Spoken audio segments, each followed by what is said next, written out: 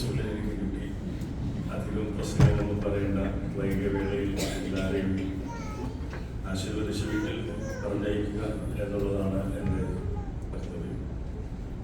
ഈ ഇന്നത്തെ ആരാധനയ്ക്ക് ശേഷമുള്ള ഈ ഫെലിസിറ്റേഷൻ ഈ സഭ ഈ ഇടവക എനിക്ക് തരുമ്പോൾ അതിയായ സന്തോഷത്തോടും ദൈവസന്നിധിയുള്ള കൃതജ്ഞതയോടും കൂടിയാണ് ഞാൻ നിങ്ങളുടെ മുമ്പിൽ നിൽക്കുന്നത്. ഇന്നലെ ഈ സമയം ഞാൻ നവദമ്പി പള്ളിയിലെ മാർത്തോമ്മ പള്ളിയിലായിരുന്നു. ഇന്നലെ അവിടെ മാർത്തോമ്മ പള്ളിയിൽ ദിവ്യബലി അർപ്പിക്കുവാൻ ഉള്ള ഭാഗ്യമുണ്ടായി. കുർബാനയുടെ ആദിയുടെ അന്തം ഞാൻ അവിടെ എത്തിയ സമയം മുതൽ മാർത്തോമ്മ സഭയിലെ 2 അനുഗ്രഹീതരായ വൈദികർ, അവിടുത്തെ ട്രസ്റ്റീസ്, ബോർഡ് മെമ്പേഴ്സ്, അതുപോലെ തന്നെ ഏകദേശം 300ഓളം വരുന്ന മാർത്തോമ്മ സുറിയാനി സഭയിലെ വിശ്വാസ സമൂഹവും ആരാധനയിൽ പങ്കുകൊണ്ടു. സഹോദരങ്ങൾ ഒരുമിച്ച് വസിക്കുന്നതിൻ്റെ, ആരാധിക്കുന്നതിൻ്റെ സന്തോഷം, അതിൻ്റെ ആനന്ദം, അതിൻ്റെ സൗകുമാര്യം യഥാർത്ഥത്തിലും അങ്ങനെയുള്ള സന്ദർഭങ്ങളിൽ നമുക്ക് ദൈവത്തെ മഹത്വപ്പെടുത്തി ദൈവത്തിന് നമുക്ക് നന്ദി കരയറ്റാം. ഈ കൂടിവരവും അങ്ങനെ തന്നെയാണ് ഞാൻ കാണുന്നത്. A friend in need is a friend indeed. ഞങ്ങളുടെ കഷ്ടകാല സമയത്തൊക്കെ കൂടെ നിന്ന ഒരു സഭയാണ് മാർത്തോമ്മ സഭ. അത് വന്നിട്ട് ഒരു പ്രയാസം വരുമ്പോൾ ഞങ്ങളുടെ ദേവാലയങ്ങളും സെമിറ്ററികൾ നിങ്ങൾക്ക് വേണ്ടി തുറന്നു തരാം എന്ന് പറഞ്ഞ മാർത്തോമ്മ സഭയുടെ കാലം ചെയ്ത മാർത്തോമ്മ മെത്രാപ്പൊലീത്ത ജോസഫ് മാർത്തോമ്മ മെത്രാപ്പൊലീത്തയെ പ്രത്യേകമായിട്ട് പ്രാർത്ഥിക്കുന്നു. അദ്ദേഹത്തിൻ്റെ ആത്മാവിൻ്റെ ശാന്തിക്കായി പ്രാർത്ഥിക്കുന്നു. ഏത് കാലത്തും അങ്ങനെയായിരുന്നു മാർത്തോമ്മ സഭ. ഞാനുള്ള ഒരു വേദിയിൽ ഒരിക്കൽ ഇപ്പോഴത്തെ നമ്മുടെ സഫ്രഗൻ മെത്രാപ്പൊലീത്ത ബർണബാസ് തിരുമേനി ഒരു ഹൃദയസ്പർശിയായ പ്രസംഗം പറയുകയുണ്ടായി. അത് കേട്ടപ്പോൾ എൻ്റെ കണ്ണ് നിറഞ്ഞു.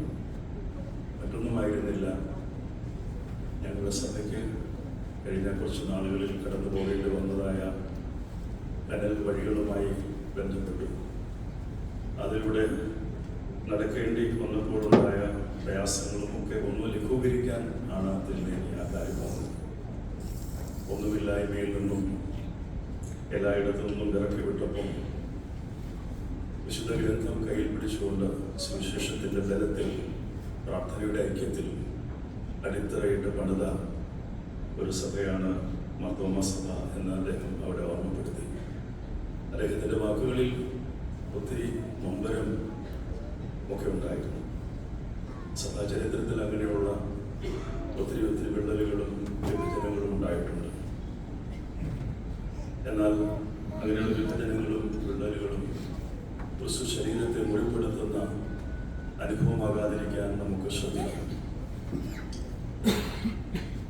എല്ലാവരും ആദരിക്കുന്ന ഭാരതത്തിൻ്റെ പരമോന്നത ബഹുമതി നേടിയ യുനെസ്കോവിനായ ക്രിസോസ്റ്റം മാർത്തോമ്മ മെത്രാപ്പൊലീത്തായുടെ പ്രസംഗത്തിൽ എനിക്ക് ബോധ്യപ്പെട്ട ഒരു കാര്യം, അദ്ദേഹത്തെ ഞാൻ വ്യത്യസ്തതയുടെ ഒരു പ്രവാചകനായിട്ടാണ് ഞാൻ അദ്ദേഹത്തെ കാണുന്നത്. വ്യത്യസ്തതകളിലെ സൗന്ദര്യം, വ്യത്യസ്തതകളിലെ ശ്രേഷ്ഠത, അതിനെക്കുറിച്ച് തിരുമേനി പലപ്പോഴും വാചാലനാകാറുണ്ട്. അതുകൊണ്ട് തന്നെ വ്യത്യസ്തതകളെ ആദരിച്ചും ബഹുമാനിച്ചും നമുക്ക് മുന്നോട്ട് പോകുവാൻ സാധിക്കുമ്പോൾ നിശ്ചയമായിട്ടും അവിടെ വിജയിക്കുന്നത് ക്രിസ്തുവാണ്, ക്രിസ്തുവിൻ്റെ സ്നേഹമാണ്. സുവിശേഷത്തിൽ ജീവിക്കുന്നവരുണ്ട്, സുവിശേഷം കൊണ്ട് ജീവിക്കുന്നവരുണ്ട്. ഞങ്ങളൊക്കെ ഒരു പരിധിയെ സുവിശേഷം കൊണ്ട് ജീവിക്കുന്നവരാണ്. എന്നാൽ ആയിരിക്കുന്ന അവസ്ഥയിൽ നിന്നും ആയിരിക്കേണ്ട അവസ്ഥയിലേക്കുള്ള ഈ പ്രയാണം, ഈ തീർത്ഥാടനം, അതിലൂടെ സുവിശേഷത്തിൽ ജീവിക്കുന്ന അനുഭവത്തിലേക്ക് നടന്നെടുക്കുവാനും അങ്ങനെ എല്ലാവരെയും കൂടെ ചേർക്കുവാനും ഉള്ള വലിയ നിയോഗമാണ് നമ്മളെല്ലാം നിക്ഷിപ്തമായിരിക്കുന്നത്. നിശ്ചയമായിട്ടും കാലിക പ്രസക്തിയുള്ള ധാരാളം ധാരാളം കാര്യങ്ങൾ നമുക്ക് ചുറ്റുപാടുകളിലുണ്ട്. ഒരു കവി ഇങ്ങനെ പാടിയിട്ടുണ്ട്: വെളിച്ചം ദുഃഖമാണുണ്ടി നമസ്തക സുഖപ്രദം. ഇന്ന് ഇരുട്ടിനെ മഹത്വീകരിക്കുന്ന, ഇരുട്ടിനെ സ്നേഹിക്കുന്ന, ഇരുട്ടിലായിരിക്കാൻ ആഗ്രഹിക്കുന്ന ഡാർക്ക് വെബും അതുപോലെ തന്നെ ഒരു വലിയ സമൂഹവും വളർന്നു വരുന്നുണ്ട്. അവിടെയാണ് ആത്മീയതയുടെ പൂർണ്ണതയിലെ സൗകുമാര്യം, ആത്മീയതയിലെ ദിവ്യപ്രകാശം, വെളിച്ചം മറ്റുള്ളവരിലേക്ക് പകർന്നു കൊടുക്കുവാൻ ക്രിസ്തീയ കൂട്ടായ്മകളിലൂടെ നമുക്ക് സാധിക്കേണ്ടതുണ്ട്. അതുകൊണ്ട് ക്രിസ്തീയ കൂട്ടായ്മകൾ വിഫലമായ ക്രൈസ്തവ സാക്ഷ്യത്തിന് ഒരിക്കലും നിന്നു കൊടുക്കാൻ പാടില്ല എന്നുള്ളതാണ് എൻ്റെ പക്ഷം. പലപ്പോഴും അത് സാധിക്കാറില്ല എന്നുള്ളതൊരു യാഥാർത്ഥ്യം.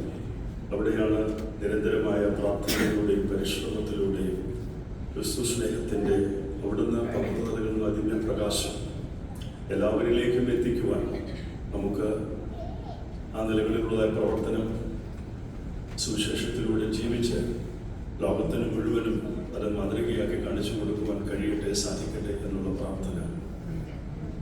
ആരാധനയ്ക്കപ്പുറമുള്ള ആരാധന, പ്രയർ ആഫ്റ്റർ പ്രയർ, അതായിരിക്കട്ടെ നമ്മുടെ ആത്മീയതയുടെ പൂർണ്ണത എന്ന് പറയുന്നത്.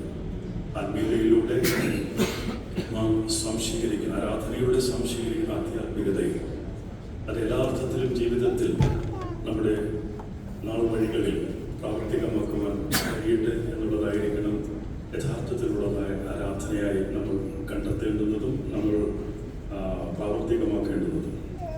മാർത്തോമാ സഭ എല്ലാ അർത്ഥത്തിലും ഭാരതത്തിൽ ക്രിസ്തുവിൻ്റെ മഹത്തരമായ സാക്ഷ്യം നിർവഹിക്കുന്ന ഒരു സഭയാണ്.